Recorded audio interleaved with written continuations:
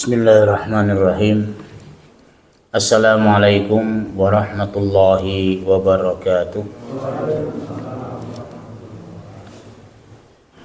Alhamdulillah hamdan thayyiban mubarakan fih kama yuhibbu rabbuna wa yardah.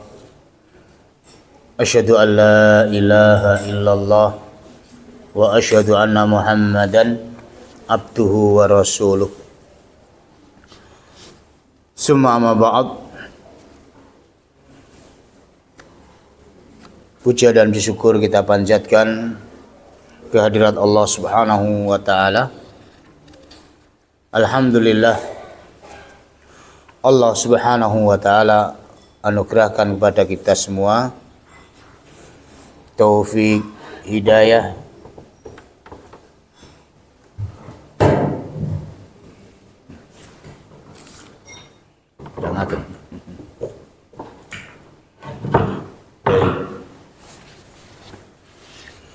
Alhamdulillah, Allah Subhanahu wa taala anugerahkan pada kita semuanya taufik, hidayah serta inayahnya, sehingga pada kesempatan malam hari ini kita bisa memanfaatkan waktu dan kesehatan kita untuk ilmu. Mudah-mudahan dengan ilmu itu akan memudahkan kita ke surganya Allah Subhanahu wa taala. Amin ya. Baik, kita teruskan. Kita masih di bab yaitu sholat jenazah. Kemarin perkara-perkara yang tidak boleh disolatkan terakhir, yaitu orang-orang munafik jelas nifaknya, orang-orang musyrik, bahkan mintakan ampunan pun tidak dibolehkan. Baik, masalah yang berikutnya setelah itu Asy Albani, masalah yang ke-61, wa tajibul jamaah fi sholatil janazati. Wajib dalam sholat jenazah itu berjamaah. Kama tajibu fi sholawatil maktubah. Sebagaimana wajibnya sholat yang 5 waktu itu dengan berjamaah. Bidalilain, dengan 2 dalil. Dalil pertama, al-mudawamah an-nabi sallallahu alaihi wasallam alaiha. Bermudawamah, terus menerus Nabi itu melaksanakan ketika menyolatkan jenazah maka dengan berjamaah. Dalil yang kedua, shollu kama ra'aitumuni usolli. Salatlah kalian sebagaimana kalian melihat saya salat.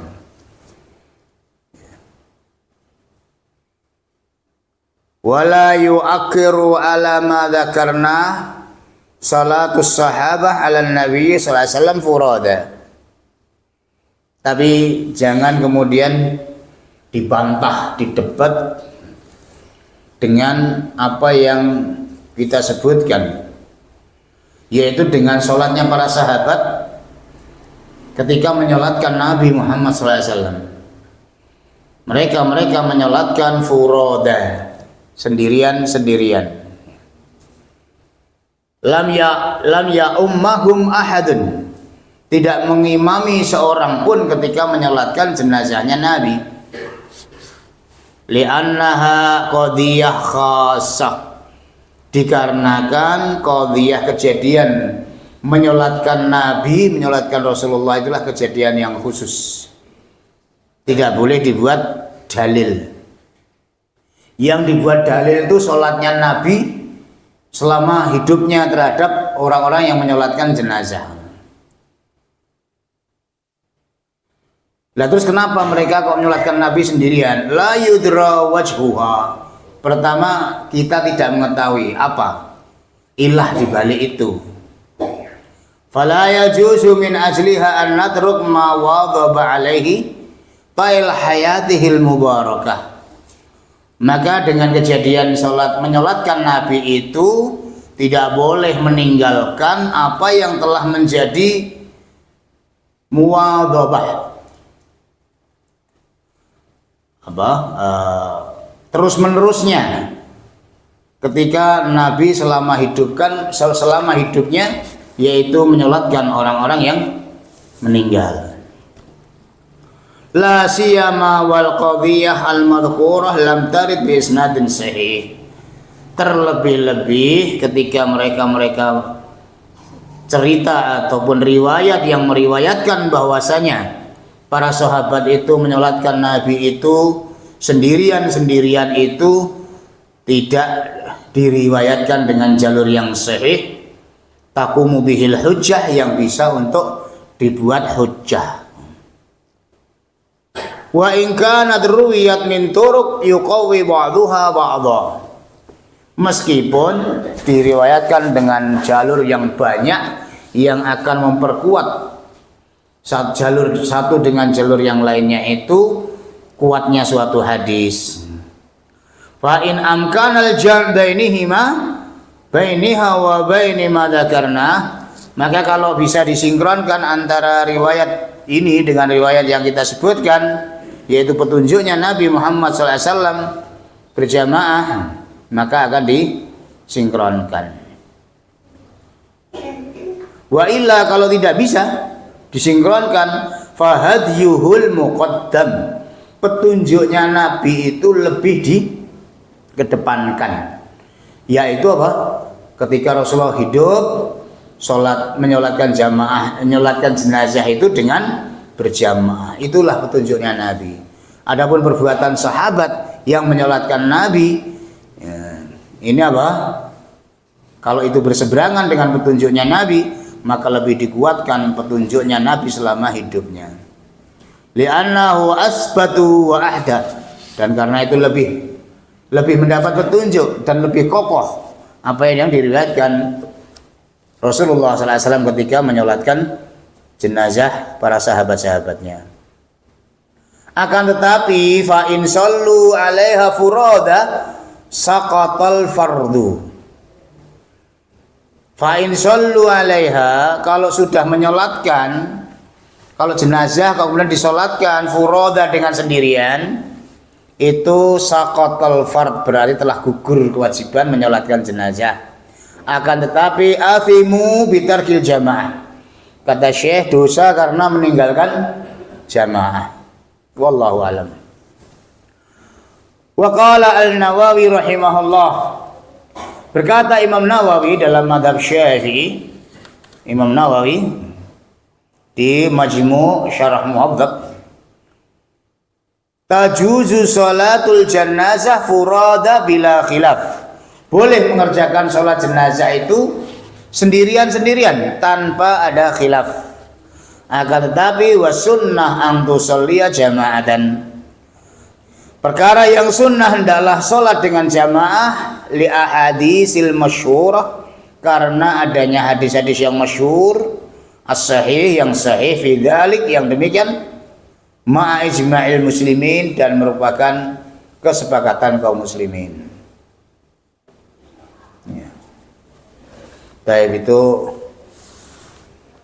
masalah yang ke-61. Jadi sholat jenazah itu dengan berjamaah. Wa aqallu ma warada fi inqadil jamaah fa hiya thalathah. Paling sedikit jamaah itu ya 3 orang. Fa fi hadis Abdullah bin Abi Talha, dalam hadis Abdullah bin Abi Talha, anna Abu Talha da'a Rasulullah sallallahu alaihi wasallam, bahwasanya Abu Talha memanggil Rasulullah, mengundang Rasulullah sallallahu alaihi wasallam ila Umair ibni Abi Talha, untuk datang ke rumah menyolatkan putranya, yaitu Umair bin Abi Talha, hina tuwfiya, ketika wafat. Satu-satunya anak kesayangan Abi Talha, ya, anak putranya meninggal. Kemudian meminta Nabi untuk menyolatkan jenazahnya. Fa'atahu Rasulullah sallallahu alaihi wasallam, kemudian Rasulullah pun mendatanginya. Fasalla alaihi fi manzilihim, kemudian Rasulullah sholat di rumahnya. Fataqaddama Rasulullah sallallahu alaihi wasallam. Maka Rasulullah maju jadi imamnya. Wa kana Abu Talhah wara'ahu. Abu Talhah sholatnya di belakangnya Rasulullah. Wa Ummu Sulaim wara'a Abi Talhah. Dan Ummu Sulaim di belakangnya Abu Talhah, istrinya Abu Talhah. Wa lam yakun ma'ahum ghairuhum. Tidak ada kecuali hanya 3 orang ini. Rasulullah, Abu Talhah, Ummu Sulaim ketika menyolatkan putra daripada Abu Talhah.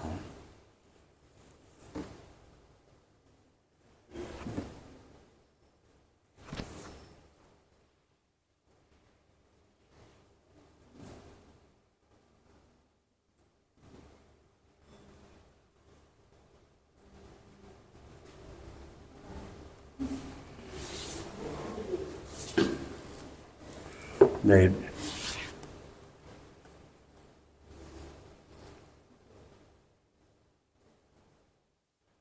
Wa kullama kathura al-jam'u kana afdal lil mayyit wa anfa.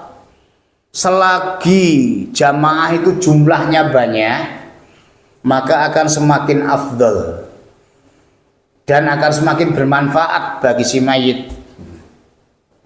Liqaulihi sallallahu alaihi wasallam, sebagaimana sabdaan Rasulullah sallallahu alaihi wasallam, ma min mayyitin tusalli alaihi ummah. Tidak ada suatu mayit yang disolatkan atasnya itu umat minal muslimin, dari kalangan kaum muslimin, yablughuna mi'ah, yang sampai jumlahnya itu 100, kulluhum, semuanya, yashfa'una lahu, memintakan syafaat untuk dia, illa syafa'u fi, kecuali akan syafaatnya itu diterima. Dalam hadis yang lain, ghufira lahu, kecuali akan diampuni dosa-dosanya. Nah ini apa? Dalam riwayat ini 100 orang, maka syafaatnya akan diterima. Kalau memintakan ampunan, akan diberi ampunan si mayit itu dengan jumlah 100 orang. Akhrajahu Muslimun.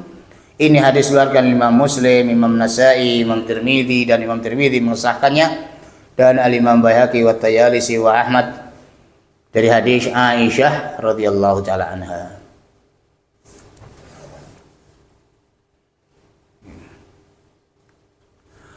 Wa qad yughfaru lil mayyit walau kana adadu aqal min mi'ah.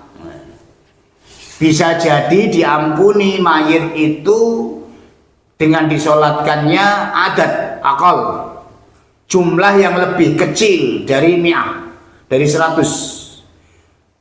Idza kanu muslimin, kalau mereka itu orang-orang Islam, lam yukhalid, tidak bercampur, tauhidahum syai', ketauhidannya sesuatu, minasyirki, dari kesyirikan.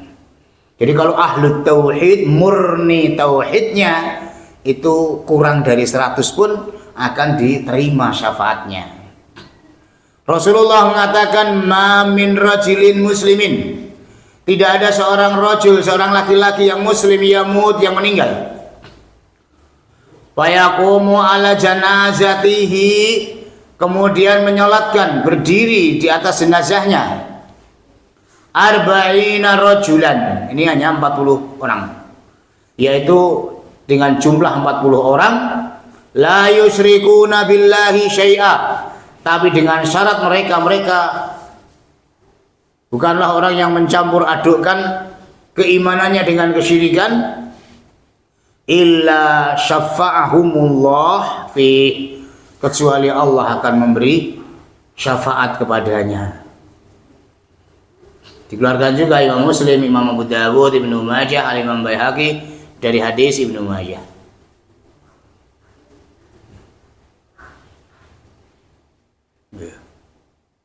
Makanya kalau ada kematian itu, kita orang-orang yang mungkin tauhidnya murni itu diutamakan, ya.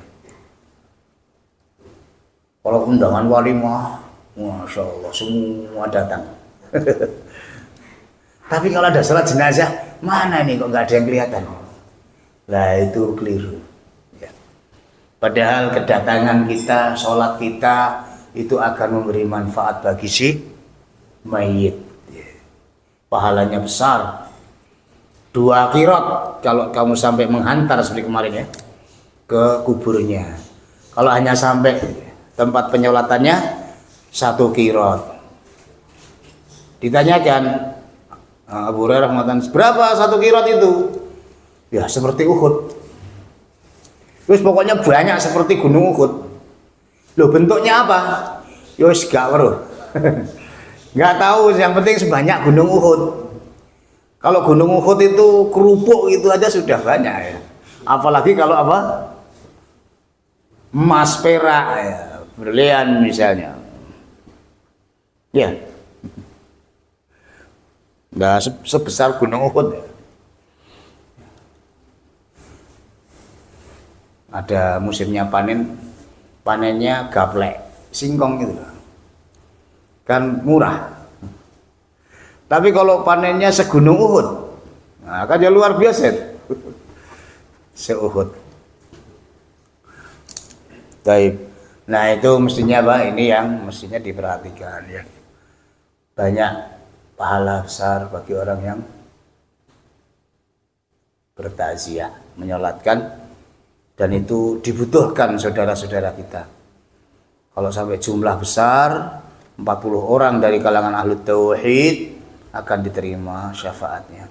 Kalau orang awam ya campur baur di situ, ada yang kenal agamanya mungkin baik bagus, tapi ada yang hanya ikut-ikutan saja, bahkan masih ada yang melakukan kesirikan, nggak tahu dia. Ini apa? 100 orang juga akan diterima syafaatnya. Lah kalau di haram jutaan orang. Kalau pas musim haji itu, wah begitu. Karena biasanya menyolatkannya itu, ya di setelah subuh gitu ya. Sholat subuh, setelah subuh baru menyolatkan. Nah itu kan jamaah banyak sekali ketika subuhan itu ya.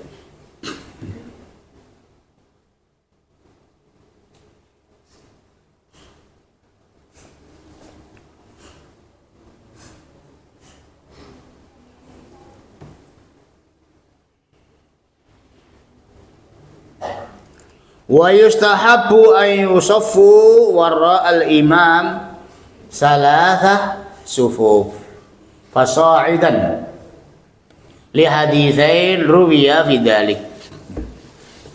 Nah, sekarang kalau menyolatkan itu lebih baiknya kalau memang jumlahnya banyak itu mustahab untuk dijadikan 3 shaf. Ayusafu wara al-imam salatha. Jadi imamnya nggak dihitung ya. 3 itu shaf di belakang imam. Wara'a imam salatha as-sufuf.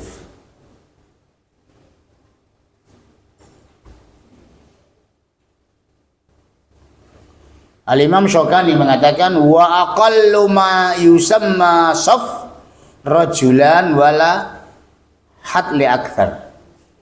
Yang namanya shaf itu minimal 2 orang. Adapun banyaknya nggak terhitung. Tapi kalau paling sedikit minimnya adalah 2 orang, itu 1 shaf.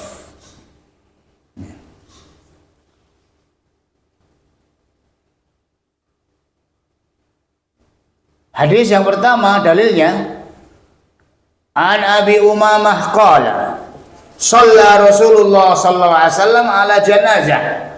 Rasulullah sallallahu alaihi wasallam itu menyolatkan jenazah. Wa ma'ahu sab'ah nafar. Bersama Rasulullah ada 7 orang. Faja'ala thalathan saffan wasnaini saffan. Karena 7 orang, shaf yang paling depan 3. Kemudian belakangnya 2, belakangnya lagi 2. Jadi 2, 2, 4, 4 tambah 3, 7. Nah, dijadikan 3 shaf. Yeah.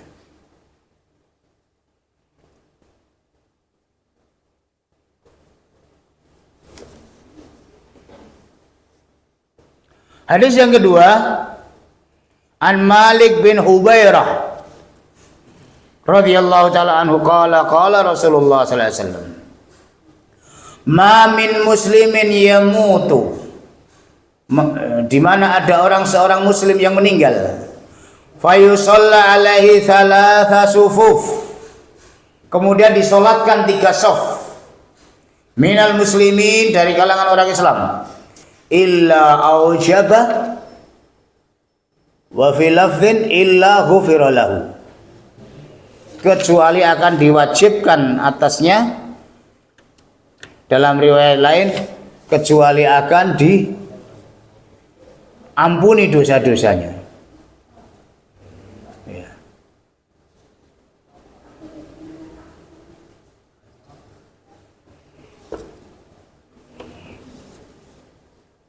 Maka dari hadis ini menunjukkan pentingnya apa? Memperbanyak shaf dalam sholat jenazah, minimal 3 ya. Kalau lebih lagi bisa jadi 5, lebih lagi bisa jadi 7 ya udah. Yeah.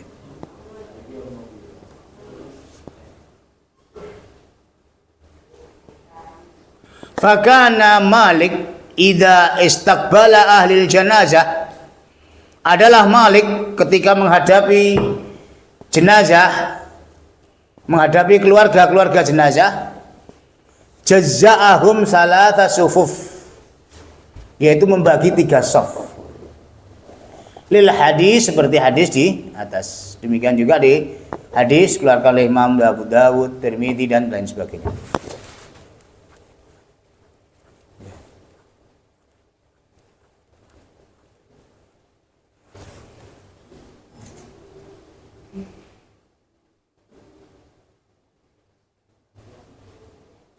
Wa idza lam yujad ma'al imam ghairu rajulin wahid, kalau tidak mendapati imam yang mau menyolatkan jenazah itu kecuali hanya seorang saja, kayak tadi siapa?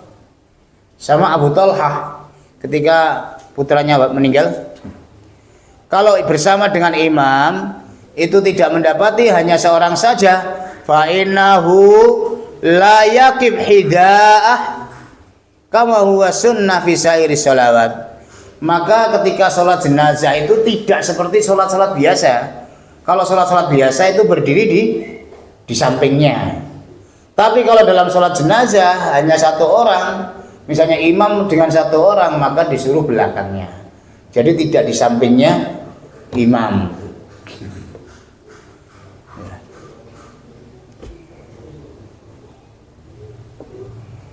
Baik.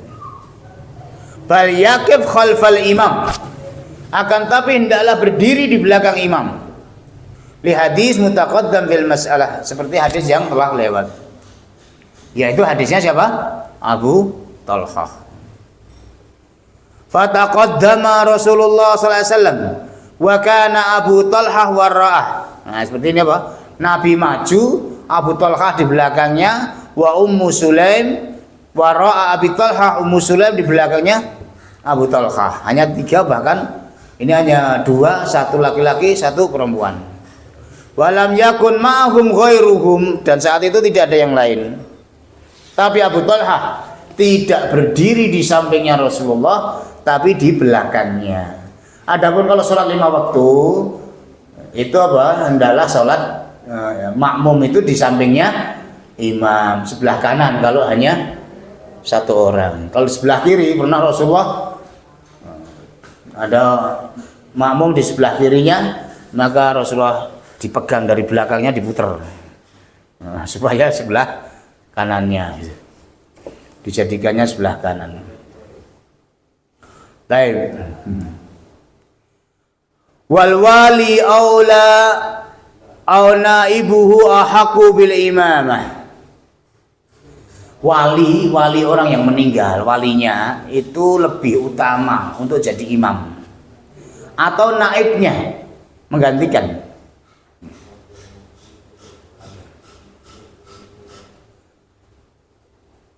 Li hadis Abi Hazim, sebagaimana hadis Abu Hazim, Qala inni la syahidu yauma mata Hasan ibnu Ali. Sesungguhnya saya menyaksikan pada wafatnya Hasan bin Ali. Di hari wafatnya Hasan bin Ali cucu Rasulullah SAW, fara'aitu Al-Husain ibnu Ali, maka saya melihat Husain bin Ali, adiknya Hasan Husain cucu Rasulullah. Fara'aitu Husain ibnu Ali yaqulu li Sa'id ibn al-As, kepada Sa'id ibn al-As, wa yud'anu fi unuqihi wa yaqul, dan dia memegang, akhirnya menepuk ya, di unuknya, di pundaknya, di atas leher apa? Pundak tapi yang ke arah leher, unuk. Leher bagian bawah. Sambil menepuk gitu. Wa yaqul, dan Husain bin Ali mengatakan, taqaddam falaula annaha sunnah ma qaddamtuka.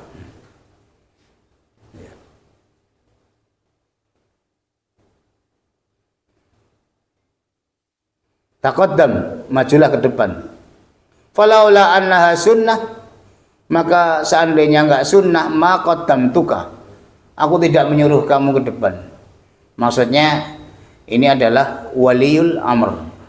Ya.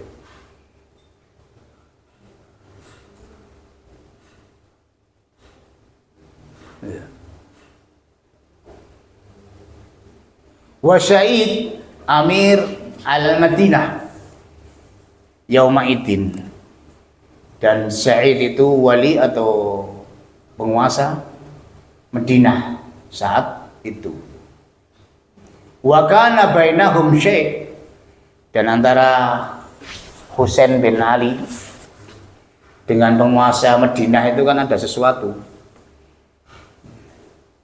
Tapi karena penguasanya adalah Sa'id ibnu As, maka sambil dipegang lehernya, "Dah, kamu maju menyolatkan kakak saya, abang saya."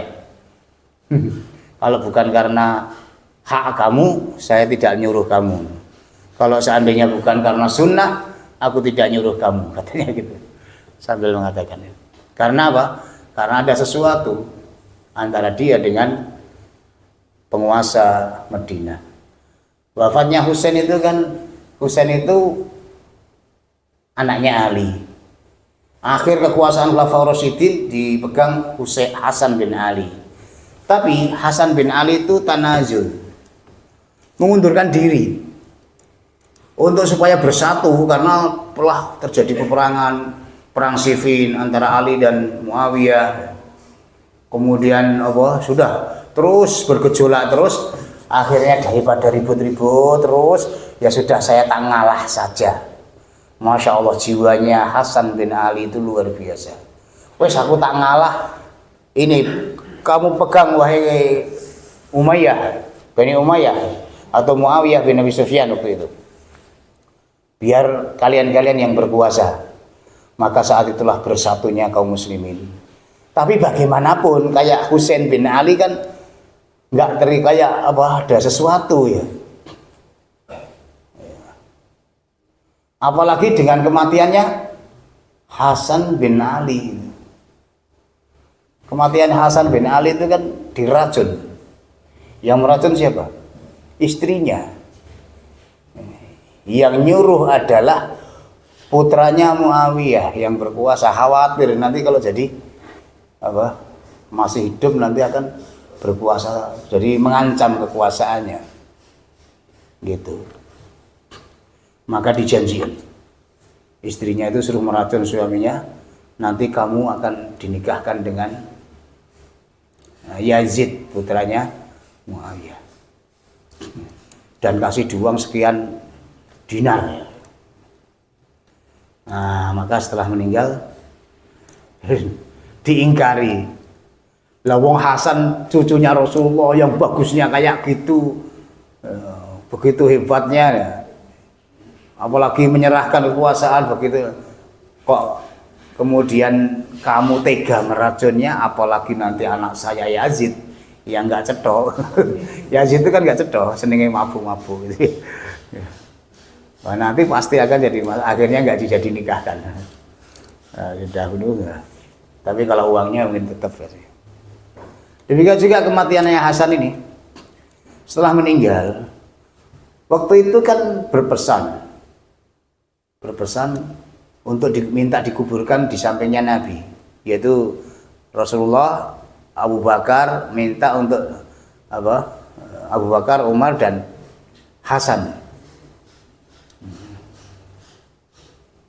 Tapi Hasan itu pernah berpesan kepada Abu Hurairah, kalau penguburan saya nanti, kalau saya mati penguburan saya itu jadi masalah, jadi pertikaian, menimbulkan peperangan, ya sudah, nggak apa-apa, nanti dikubur di Baqi saja bersama dengan kuburan-kuburannya yang lain.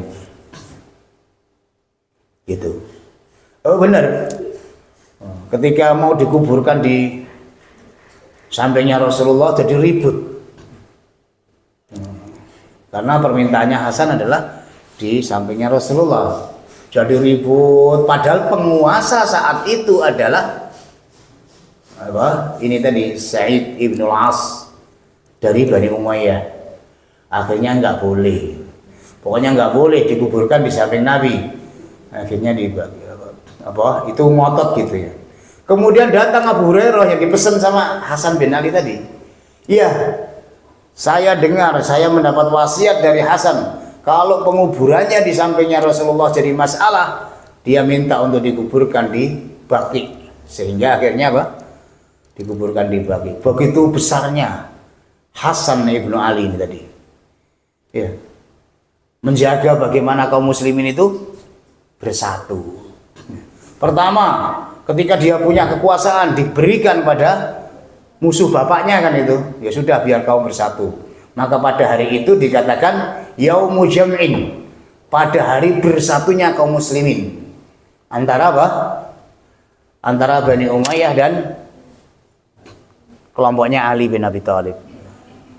Kemudian ketika meninggal, oh ya belum saya ceritakan ketika meninggal. Ketika meninggal ini apa?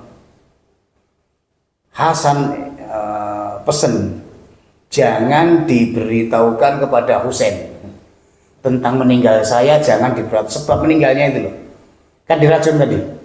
Itu berpesan jangan diberitahukan kepada Husain sebab meninggal saya ini, adik saya. Karena Husain itu sifatnya apa? Temperatur tinggi.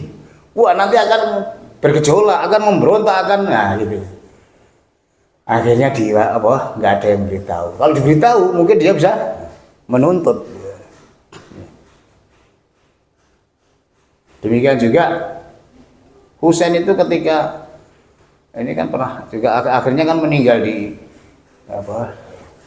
dibantai oleh orang-orang di Irak kan, dikibuli ya. Wallahu musta'an.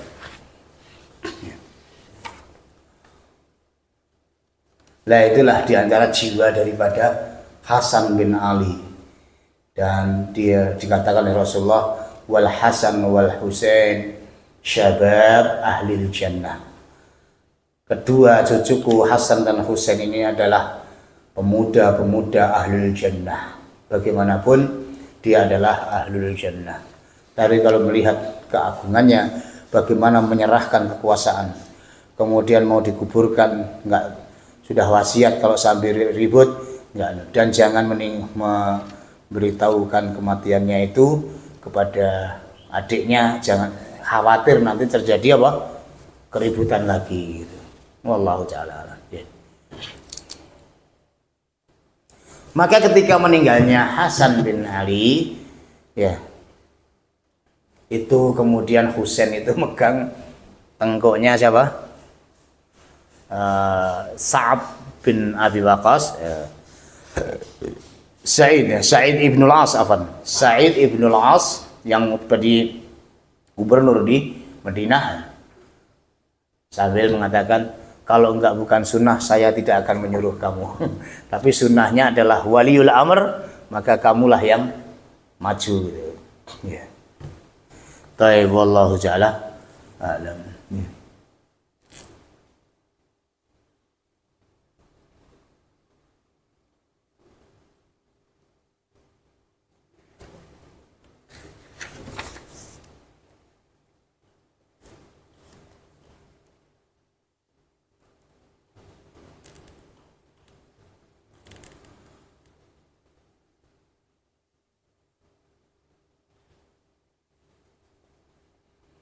Baik.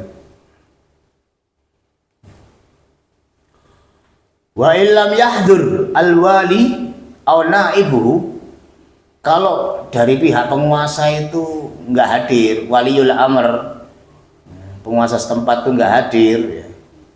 Atau naibnya juga enggak hadir ya. Kalau kita apa? Banyak di penguburan itu kan, atau penyolatan jenazah itu kan Pak Mudin ya. Penguasanya ya Pak Mudin itu waliul amr kita. Karena dari kelurahan itu sudah menunjuk Pak Mudin kan yang jadi ngurusi kayak gini. Kalau itu enggak hadir atau naibnya juga enggak hadir, fal ahaqu bil imamah, maka yang lebih berhak untuk jadi imam aqra'uhum li kitabillah, yaitu yang paling membaca akan kitab Allah, artinya paling hafalannya banyak. Summa ala tertibil ladzi warada dzikruhu fi qoulihi, kemudian urutan-urutan berikutnya sebagaimana dalam riwayat ini, ya ummul qaum aqra'uhum li kitabillah. Pertama yang hafalannya banyak. Fa in kanu fil qiraa'ah sawa, kalau hafalannya sama artinya sama-sama hufad, sama-sama hafid Quran misalnya, berarti kan sama hafalannya. Fa'alamuhum bisunnah, maka yang paling tahu tentang sunnah. Fa in kanu fi sunnati sawa, kalau dalam masalah sunnah kok juga sama. Fa'aqdamuhum hijrah, mana yang lebih duluan hijrahnya. Fa in kanu fi hijrati sawa, kebetulan hijrahnya bareng juga. Fa'aqdamuhum silma, maka mana yang lebih dahuluan masuk Islam. Wala ya'umannar rajulu rajulah, jangan sampai mengimami seseorang kepada orang lain fi sultanihi, di dalam wewenangnya, kekuasaannya. Wala yaq'ud fi baiti ala takrimatihi illa biidnih. Demikian juga kalau bertamu, jangan duduk di tempat kehormatan yang punya rumah, mungkin ada kursi khusus ya, kecuali dengan seizinnya. Wallahu ta'ala a'lam. Yeah.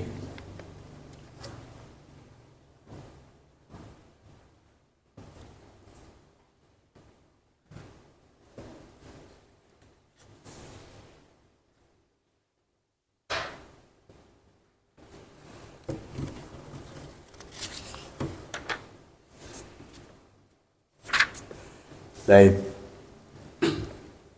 Mungkin satu riwayat lagi.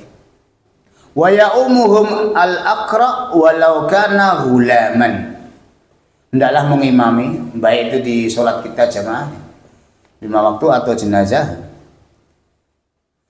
supaya yang lebih bacaannya banyak, meskipun dia belum balik, masih gulam, masih pemuda, lam yablugh ilma, yang belum sampai umur hilm. Li hadis Amr bin Salamah, sebagaimana hadis Amr bin Salamah, annahum yakni qaumahu, bahwasanya mereka wafadu ala Nabi sallallahu alaihi wasallam. Amr bin Salamah berserta dengan kaumnya menjadi delegasi ke Nabi Muhammad SAW, datang kepada Rasulullah SAW.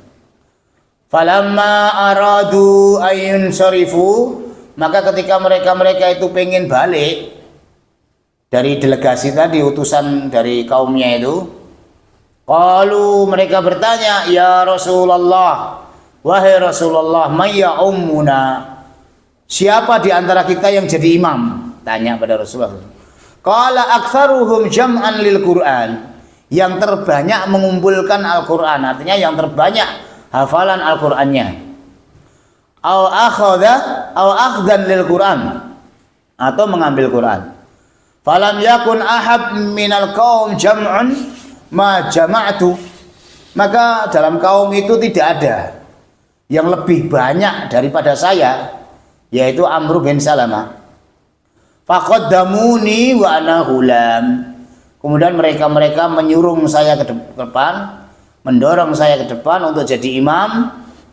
Wa ala syamlahli, padahal saya masih ghulam, masih pemuda, ya, masih kecil. Qala fama syahidtu majma'an min jarmin illa kuntu imamahum, maka akhirnya setiap ada perkumpulan, setiap ngumpul, kemudian saya yang ditunjuk sebagai imam. Wa kuntu usolli ala janaizihim, syahid di sini juga. Demikian juga saya menyolatkan jenazahnya kabilah, yaitu kabilahnya Amr bin Salamah tadi.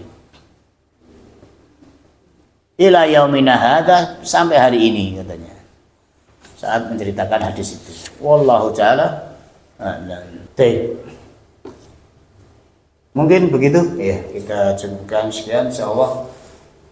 Kita tutup dengan doa kafaratul majlis. Subhanakallahumma wa bihamdika asyhadu an la ilaha illa anta astaghfiruka wa atubu ilaik. Walhamdulillahirabbil alamin. Wassalamualaikum warahmatullahi wabarakatuh.